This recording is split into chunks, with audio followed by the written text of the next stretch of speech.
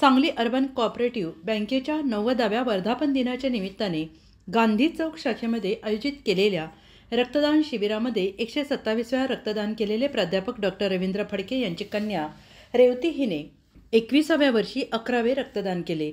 आपल्या वडिलांची रक्तदानाची परंपरा पुढे चालू ठेवली आहे। तिने वयाच्या 18व्या वर्षापासून नेहमी रक्तदान करत आली आहे। यावेळी सांगली अर्बन बँकेचे संचालक संजय धामणगावकर, मॅनेजर विनोद देशमुख, जनरल मॅनेजर दिवेकर आदी उपस्थित होते। रोटरी क्लब ऑफ मिरजच्या वतीनं रक्तदात्यांना सुवर्ण महोत्सवी रोटरी क्लब ऑफ मिरजच्या वतीनं स्मृतिचिन्ह, रोटेरियन धनराज सावंत यांच्या हस्ते आणि सचिव डॉक्टर याज मुजावर यांच्या मार्गदर्शनाखाली देण्यात आले।